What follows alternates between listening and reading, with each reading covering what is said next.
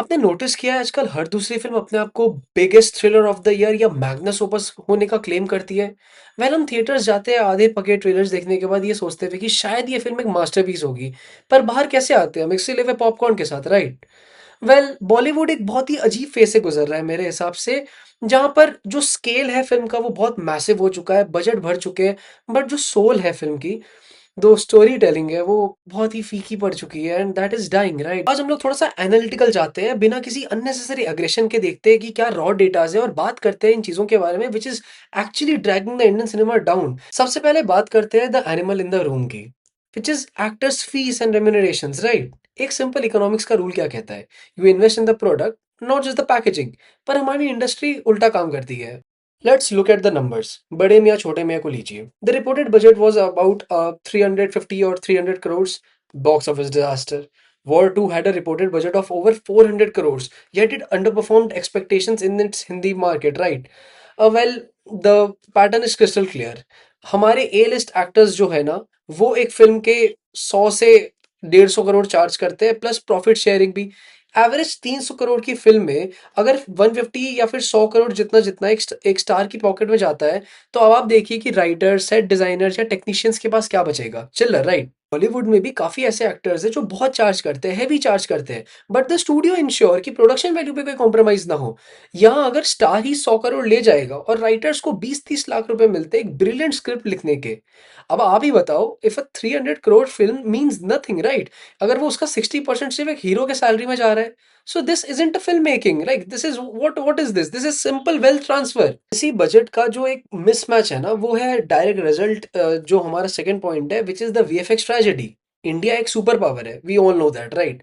यार, हॉलीवुड के biggest blockbusters, चाहे वो मार्वल की फिल्म हो या अवतार हो, उनके वीएफएक्स स्टूडियोज में ना यार ऐसे हजारों इंडियन आर्टिस्ट है जो काम करते हैं। तो जब बात अपनी फिल्म्स की आती है तो विजुअल्स यार किसी वीडियो गेम या 2005 के किसी PS2 के गेम्स की तरह क्यों लगते हैं? Don't you think it's very unfair? Let's talk about आदि पुरुष यार, जब वीएफएक्स की बात कर ही रहे तो यार इतना बड़ा एपिक, एक ऐसी लेगेसी जिसपे लिटरली पूरा देश इमोशनल है। The reported budget was about 500 to 700 crore. जब टीजर ड्रॉप हुआ, like the backlash was so universally bad कि यार ये मेकर्स लोगों को ना 100 करोड़ एक्स्ट्रा डालना पड़ा just to fix the VFX. Now a total budget nearing like 600 plus crore, और उसका रिजल्ट क्या था यार? एक विजुअल डिजास्टर था। अगर आप पूरा पैसा ग्रीन स्क्रीन और स्टार कास्ट पे उड़ा देंगे ना, तो बिना प्रॉपर प्री प्रोडक्शन या फिर डायरेक्टर के विजन के, तो यही होने वाला है। You cannot by 100 years of film making discipline by just throwing money at rendering software, right? आपको कुछ तो कमाल करना पड़ेगा ना। अब आते हैं एक ऐसे टॉपिक पे जो एक्चुअली थोड़ा अनकंफर्टेबल है, बट यार वो इतना नॉर्मलाइज हो गया है ना कि हमने उस बारे में बात करना ही छोड़ दिया है। The bizarre age gap between lead actors. यार, मैं ऑडियंस अपील समझ सकता हूँ, बिल्कुल अच्छे से समझ सकता हूँ, बट द स्टोरी टेलिंग, यार उसमें एक बिलीवेबिलिटी तो होनी चाहिए। कि यार जैसे चलो मान के चलते हैं, सिकंदर का एग्जांपल ले लेते हैं।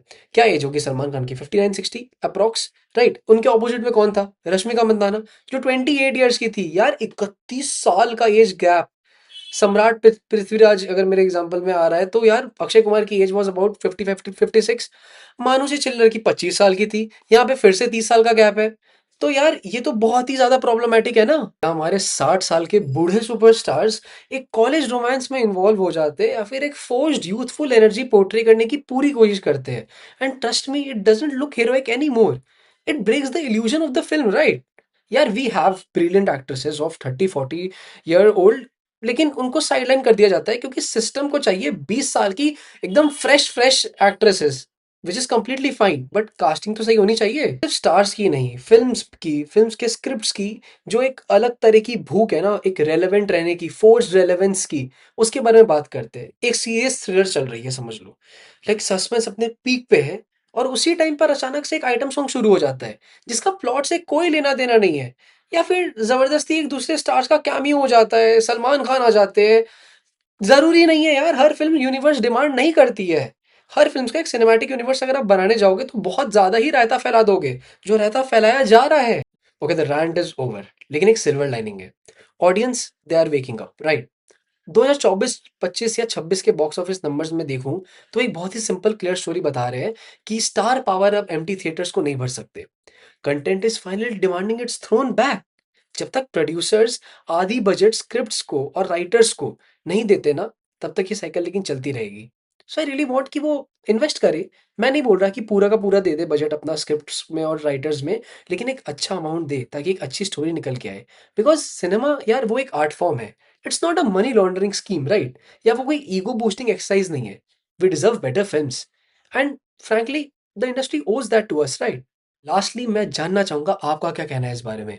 Do you think the star system is collapsing और इट्स जस्ट अ फेज?